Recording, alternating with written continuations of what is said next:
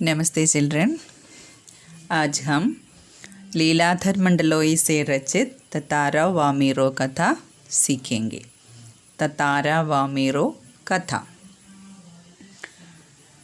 लोक कथा पर आधारित ये कहानी यह दर्शाती है कि तलवार चाहे लकड़ी की ही क्यों न हो, जर्जर रोटियां जब बंधन बन जीवन को बोझिल कर देती है, तब उन्हें तोड़ने के लिए उस लकड़ी की तलवार में भी असीम शक्ति आ जाती है। अपने रचना कर्म के लिए कई पुरस्कारों से सम्मानित लेखक लीलाधर मंडलोई ने इस पाठ में अंडमान निकोबार द्वीप समूह के एक छोटे से द्वीप का चित्रात्मक वर्णन किया है। इस पाठ में वर्णित द्वीप पर शत्रुता, वैर तथा घृणा की भावना गहरी जड़ें जमा चुकी थी। इन दुर्भावनाओं की जड़ को मूल सहित उखाड़ने के लिए एक युगल ततारा तथा वामीरो को आत्म बलिदान देना पड़ा। ततारा वामीरो के बलिदान की परिस्थितियों को बयां किया गया है इस कहानी। प्रेम समाज को जोड़ता है तथा घृणाओं से तोड़ती है, यह सर्वविदित है। अतः जो समाज के लिए अपना सर्वस्व न्योछावर कर देता है, उसे समाज हमेशा याद रखता है तथा उसके द्वारा दिए गए आदर्शों का पालन करता है। हमने ततारा और वामीरो का मिलन कब हुआ है वो पढ़ा था सागर के किनारे से। पहले मिलन में भी या पहले मुलाकात में भी दोनों आपस में जोड़ा हुआ है। और वापस जाते समय ततारा ने क्या कहा वामीरो से? क्या कहा? मेरा नाम वामीरो। वामीरो ने कहा। तब ततारा ने क्या कहा? मेरा नाम ततारा है, कल मैं इसी चट्टान पर प्रतीक्षा करूँगा, तुम्हारी बाट जो होगा, ये कहा। तो घर में पहुंचने के बाद भी वामीरो के मन में बार बार ततारा का याचना भरा चेहरा तैर जाता। किसी तरह रात बीती, दोनों के हृदय व्यथित थे। किसी तरह आंच रहित एक ठंडा और उबाऊ दिन गुजरने लगा। शाम की प्रतीक्षा दी ततारा के लिए मानो पूरे जीवन की अकेली प्रतीक्षा दी। उसके गंभीर और शांत जीवन में ऐसा पहली बार हुआ था। वो अचंभित था, साथ ही रोमांचित भी। दिन ढलने के काफ़ी पहले वो लपाते की उस समुद्री चट्टान पर पहुंच गया। वामीरो की प्रतीक्षा में एक एक पल पहाड़ की तरह भारी था। उसके भीतर एक आशंका भी दौड़ रही थी। अगर वामीरो न आई तो? वो कुछ निर्णय नहीं कर पा रहा था, सिर्फ प्रतीक्षारत था। बस आस की एक किरण थी जो समुद्र की देह पर डूबती किरणों की तरह कभी भी डूब सकती थी। वो बार बार लपाती के रास्ते पर नजरें दौड़ाता।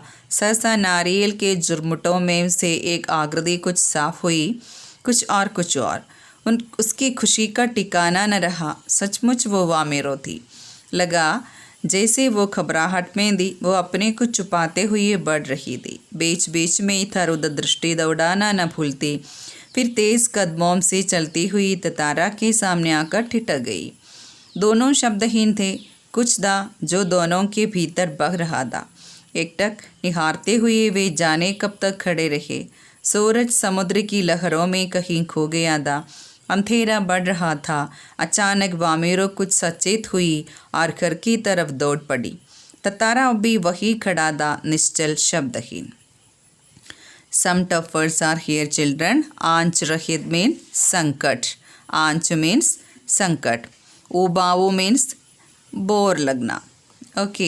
और अचंभित, हैरान। अचंभित means हैरान। आस माने आशा, विश। जुर्मुटो मीन्स ग्रोप। और एक मुहावरा भी है इधर, उसकी खुशी का ठिकाना न रहा। दैट मीन्स बहुत खुश हुआ। क्यों हुआ? किसी तरह रात बीत गया। दोनों के हृदय वेदित थे, दोनों के हृदय व्याकुल था। क्यों? आपस में देखने के लिए। ओके, दोनों शाम की प्रतीक्षा में दी। क्यों? शाम में उधर आने को कहा था ततारा ने। ततारा के लिए तो पूरे जीवन की अकेली प्रतीक्षा दी वामीरो। ओके, और उसके जीवन में अभी तक उसने अपने द्वीपवासियों की सहायता के लिए ही जीता था, लेकिन अब एक नई आशा का किरण आया था। वो कैसे दे? वो अचंभित था, साथ ही रोमांचित भी। ओके, और दिन ढलने के पहले ही, दैट मीन्स शाम होने के पहले ही ततारा ने क्या किया? वो चट्टान पर पहुंच गया, समुद्र के किनारे के चट्टान पर, और वामीरो की प्रतीक्षा में वहाँ बैठा। तब उसे तो आशंका दी, कुछ डाउट था, क्या वो न आई तो? लेकिन कुछ समय के बाद क्या हुआ? दूर नारियल के झुरमुटों से एक आने का क्या हुआ? झलक मिली, और कुछ और देखने से समझ गया वो वामीरो थी। उसे बहुत खुशी हुई। किसे? ततारा को। और लेकिन वामीरो तो देखने में कुछ घबराहट में था। वो चारों ओर देखे आ रही थी। ओके, फिर तेज़ कदमों से चलती हुई ततारा के सामने आकर टिक गई। वहाँ आकर स्तब्ध रह गई। दोनों कुछ भी न कहा। वही ही दोनों शब्दहीन है, दोनों कुछ भी न कहा। बहुत ज़्यादा था कहने के लिए, लेकिन एक दूसरे को निहारते हुए जाने कब तक खड़े रहे। सूरज समुद्र की लहरों में कहीं खो गया था। शाम हो गया था, अंधेरा भी छा गया। अचानक सडनली वामीरो को कुछ सचेत हुई, और उसने क्या किया? उसकी घर की तरफ दौड़ पड़ी। ततारा ने क्या किया बच्चों? ततारा वहीं खड़ा था, निश्चल, शब्दहीन, कुछ भी न करके, कुछ भी न बोले। Second paragraph. दोनों रोज उसी जगह पहुंचते और मूर्तिवत एक दूसरे को निर्निमेष ताकते रहे। वो भीतर समर्पण था जो अनवरत गहरा रहा था। लपाती के कुछ युवकों ने इस मोह प्रेम की बाप लिया और गबर हवा की तरह बह उड़ी। वामीरो लपाती ग्राम की थी और ततारा पासा का। क्या है ये मिलन जारी किया दोनों ने। तब क्या हुआ? ये तो लपाती के कुछ युवकों को इसका खबर मिला। और क्या हुआ? ये तो हर एक ग्राम में क्या हुआ? हवा की तरह बउड़ी। ओके, हवा की तरह, दैट मीन्स सब ये पहचान लिया क्या है? ये दोनों का मिलन हर एक दिन हो रहा है इधर सागर के किनारे। वामीरो लपाती गांव की थी और ततारा पासा का। दोनों का संबंध संभव नहीं है, क्योंकि हमने पहले पढ़ा था ये दोनों गांव के बीच क्या था? क्या है बच्चों? दोनों गांवों के बीच शत्रुता थी। ओके, रीति अनुसार दोनों को एक ही गांव का होना आवश्यक था। पति और पत्नी एक ही गांव का होना था। वामीरो और ततारा को समझाने बुझाने के कई प्रयास हुए, किंतु दोनों अडिग थे। लेकिन उन्होंने अपने प्यार में अडिग था।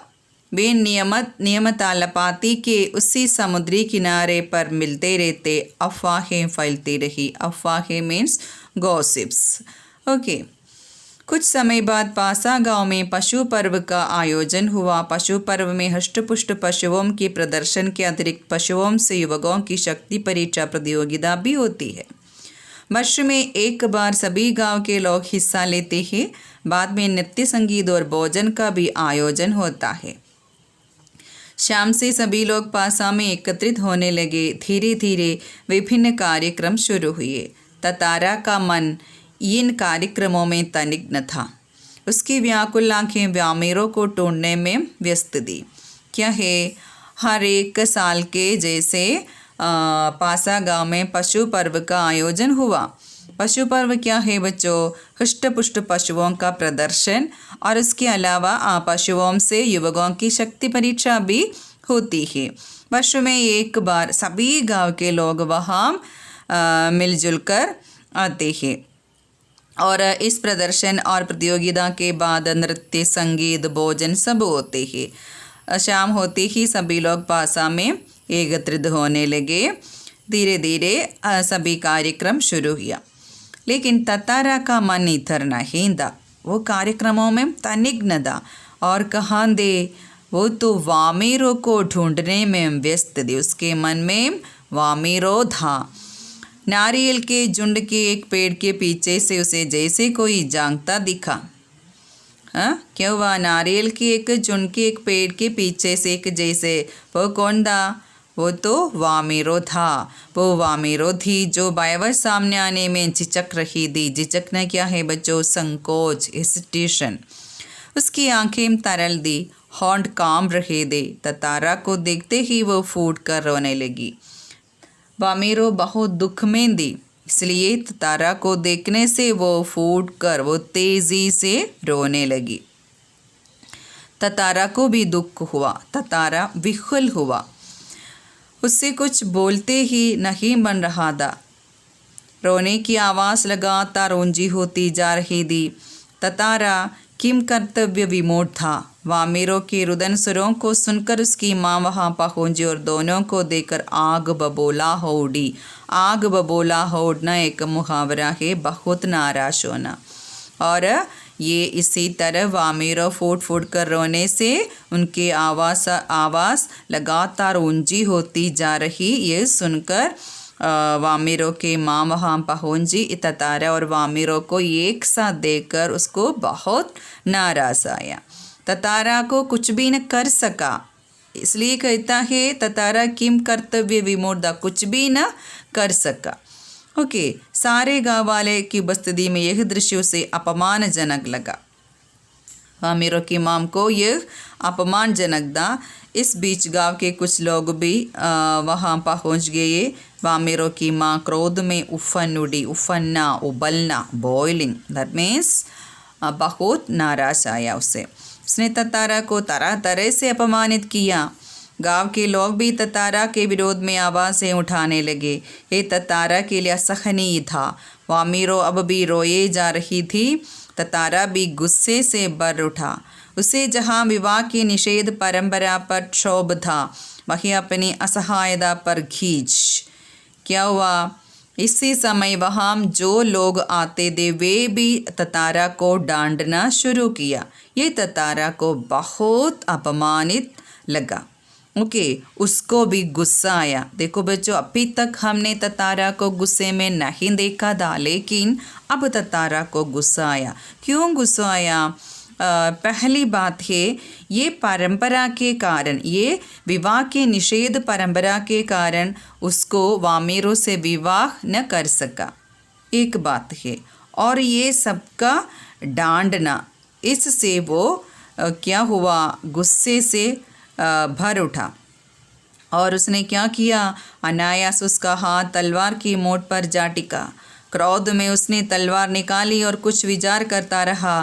क्रोध लगातार अग्नि की तरह बढ़ रहा था। लोग सहम उठे। क्या हुआ?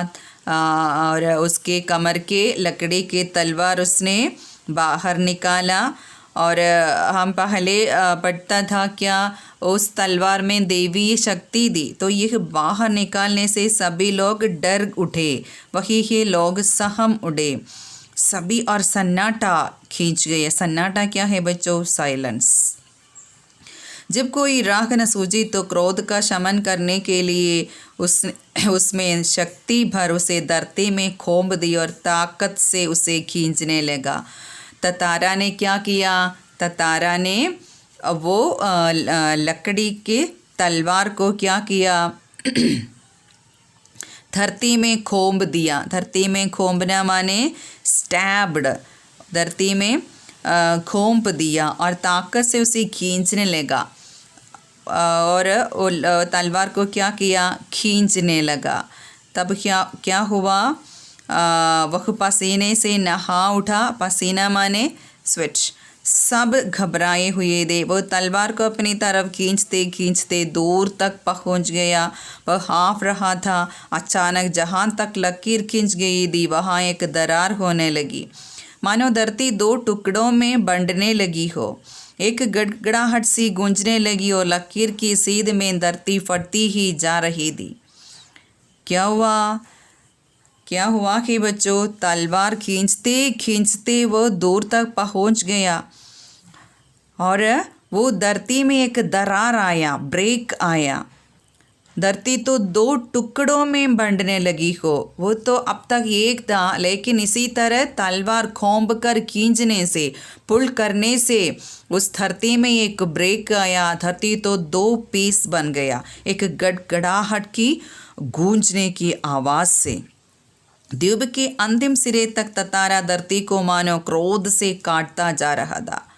अंतिम सिरे तक, नोक तक, टिप तक। इसी तरह क्या किया, अपनी तलवार, लकड़ी का तलवार खींचते जा रहा था। सभी भयाकुल हो उड़े। लोगों ने इस दृश्य की कल्पना न की थी। वे सिहर उड़े, वे कांब उड़े, शिवरिंग। उधर वामीरो फटती हुई धरती के किनारे चीखती हुई दौड़ती रही थी। ततारा ततारा ततारा, उसकी करुण चीख मानो गड़गड़ाहट में डूब गई। तो वामीरो एक द्वीप में था और ततारो और एक में। लेकिन वो देखकर क्या हुआ, वामीरो ने वो किनारे से चीखते हुए, स्क्रीम करते हुए दौड़ कर आ रही थी। ततारा बुलाकर आ रही थी, लेकिन ततारा ने कुछ भी न सुना। ततारा दुर्भाग्यवश दूसरी तरफ था द्वीप के। अब तो वो दो पीस बन गया, एक पीस में ततारा और दूसरे पीस में वामीरो। द्वीप के अंतिम सिरे तक धरती को झांकता वो जैसे ही अंतिम छोर पर पहुंचा, द्वीप दो टुकड़ों में विभक्त हो चुका था। क्या हुआ, द्वीप तो दो पीस बन गया। एक तरफ ततारा था, दूसरी तरफ वामीरो। ततारा को जैसे ही होश आया, उसने देखा उसकी तरफ का द्वीप समुद्र में थमसने लगा है। और ततारा को होश आने से, होश क्या है बच्चों, कॉन्शियस चेन आने से क्या हुआ, उसने देखा उसकी तरफ का द्वीप समुद्र में थमसने लगा है। थमसना, डूबना, सिंक। वो छटपटाने लगा। उसने छलांग लगाकर दूसरा सिरा थामना चाहा, किंतु पकड़ ढीली पड़ गई।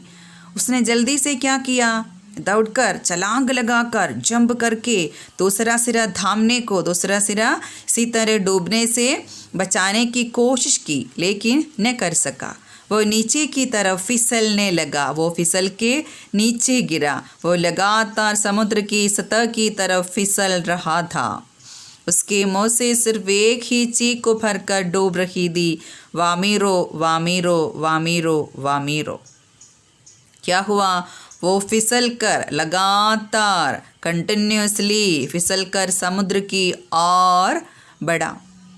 लेकिन उसी समय भी उसके मुख में किसके नाम था बच्चों, वामीरो के नाम था। उधर वामीरो की भी हाल ऐसी थी। उसने भी इधर चीख मारा, ततारा ततारा पुकार रही थी।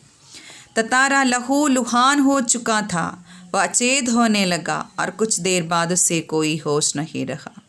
ततारा लहू लुहान मीन्स खून से लथपथ। ओके, उसके शरीर में पूरा पूरा खून था और वो अचेत होने लगा, बेचैन होने लगा। ओके, और उसमें होश नहीं था, चैन नहीं था। वो कटे हुए द्वीप के अंतिम भूखंड पर पड़ा हुआ था, जो कि दूसरे हिस्से से संयोगवश जुड़ा था। बढ़ता हुआ वो ततारा तो दूसरे द्वीप के अंतिम भूखंड पर पड़ा था।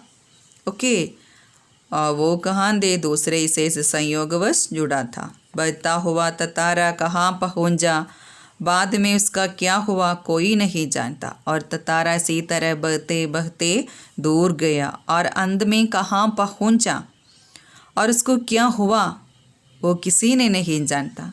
इधर वामीरो पागल हो उठी। वामीरो को क्या हुआ, वामीरो पागल बन गई। ओके, पागल क्या है बच्चों, दीवाना। वो हर समय ततारा को खोजती हुई उसी जगह पहुंचती और घंटों बैठी रहती। वो हर एक दिन कहाँ आ रही थी? वो किनारे, वो समुद्र के किनारे जहाँ दोनों की पहली मुलाकात हुई, वहाँ वो हर एक दिन ततारा को खोजती हुई आती थी और बैठती रहती। उसने खाना पीना छोड़ दिया, वो कुछ भी न खाया, कुछ भी न पिया। परिवार से वो एक तरफ विलग हो गई थी। विलग होना, अलग होना, सेपरेट होना। लोगों ने उसे ढूंढने की बहुत कोशिश की, किंतु कोई सुराग न मिल सका। कोई सुराग न मिल सका माने पता न मिलना, क्योंकि वो भी ततारा की तरह वामिरो भी अपने परिवार से अलग हो गई। आज न ततारा है न वामिरो, किंतु उनकी यह प्रेम कथा घर घर में सुनाई जाती है। निकोबारियों का मत है कि ततारा की तलवार से कार निकोबार के जो टुकड़े हुए, उसमें दूसरा लिटिल अंडमान है जो कार निकोबार से आज कितना है बच्चों? 96 किलोमीटर दूर स्थित है। ओके, अब दूसरा लिटिल अंडमान, ततारों के दैवीय शक्ति हुई वो तलवार से पीस बने, ये लिटिल अंडमान है वो। अब वो कार निकोबार से 96 किलोमीटर दूर पर स्थित है। 96। निकोबारी इस घटना के बाद दूसरे गांवों में भी आपसी वैवाहिक संबंध करने लगे। ये दोनों के सैक्रिफाइस के बाद, बलिदान के बाद क्या हुआ? वो परंपरा, कौन सी परंपरा? ये दोनों गांव के हर एक पति की पत्नी उस गांव की ही होना है, वो परंपरा को छोड़ दिया इन्होंने। और क्या हुआ? वैवाहिक संबंध करने लगे। ततारा वामिरो की त्यागमयी मृत्यु शायद इसी सुखद परिवर्तन के लिए थी। ओके, कौन सी सुखद परिवर्तन के लिए? अब दोनों द्वीपों के बीच कोई शत्रुता नहीं है, और कोई घृणा नहीं है, कुछ भी नहीं है। दोनों में सिर्फ स्नेह था। ओके, वैवाहिक संबंध भी करने लगे। लेकिन ऐसा होने के लिए क्या हुआ बच्चों? ततारा और वामिरो को बलिदान करना पड़ा। Okay, then. Thank you, my dears.